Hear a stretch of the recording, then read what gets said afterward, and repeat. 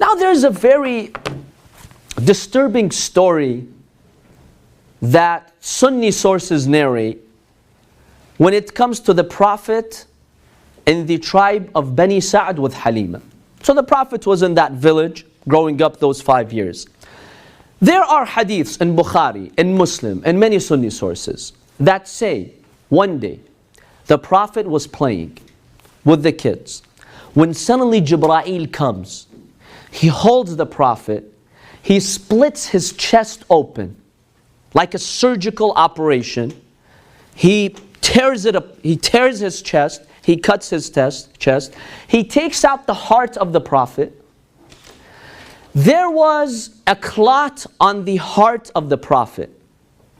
A ghudda. What do you call a ghudda? Lymph node. A lymph node. A type of clot on the heart of the Prophet. He takes that ghudda, he cuts that clot. Then he takes the heart of the Prophet, he washes it with Zamzam water in a golden plate container, and then he puts the heart back. Then he stitches his chest and he goes back playing. But now the Prophet is traumatized, his face is yellow. The kids run to Halima and they tell her, Muhammad's dead. Your child is dead. So she rushes and she sees these marks on his chest, but he was okay. Who narrates this?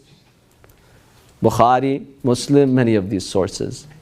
What was that clot? The hadith in Bukhari and Muslim says that clot was a window for the shaitan, the devil, to go into the heart of the Prophet. The lot of the shaitan, hadl al-shaitan, as the hadith says. So Jibril wanted to save the Prophet from the devil, from Satan. So he came and he cut that clot. And that's how he saved the Prophet from the impact of the shaitan. So before this clot, shaitan would come in and out and enter the Prophet's heart as he wished. Now Bukhari, Muslim, and these other sources say this happened 4 or 5 times in the Prophet's life. Later on, when he grew up, this happened. Again, Jibril would come. Again, he would do this surgical operation. SubhanAllah, no other messenger of God had to go through this. Except the poor Prophet. He has to have this clot in his heart. And it's the window for the shaitan. And Jibril has to traumatize him like that by opening his chest and cutting up his heart and then putting it back. I won't pass the judgment, you pass the judgment. Whether you accept such myths or not. People believe this? Of course. It's in the main Sunni sources, so yes.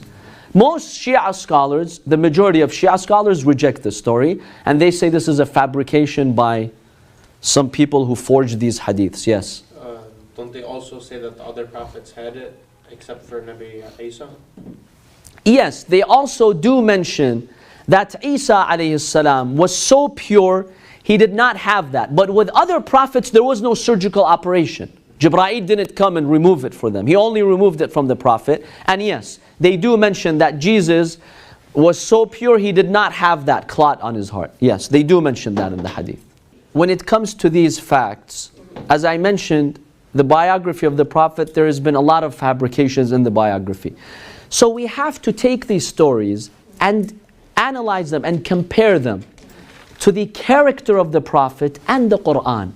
Anything that contradicts that, there's a red flag on it automatically. There's a question mark on it. So when the Qur'an says the Prophet is pure and anything that he says is revelation and he has the best character and you find such praise, will you accept that God will allow this clot? I, just a normal individual, I don't have that clot, okay? The Prophet is going to have it? It just doesn't make sense. And number 2, is guidance and evil has to do with physical clots? If the shaitan is whispering to somebody, you cut his body part, you do a surgical operation. Since when does a surgical operation make you good or bad? Save you or not save your religion? It's nonsense. It's nonsense when you look at it. So these were fabrications, unfortunately, that we find in the biography of the Holy Prophet sallallahu alaihi wasallam.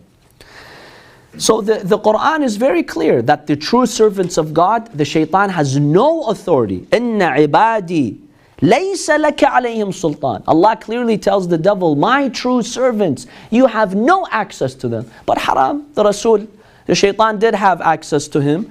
But Jibril had to do these surgical operations 4 or 5 times to save the Prophet. So, Sayyid, basically what they're saying is that he's not like pure, he's not like, like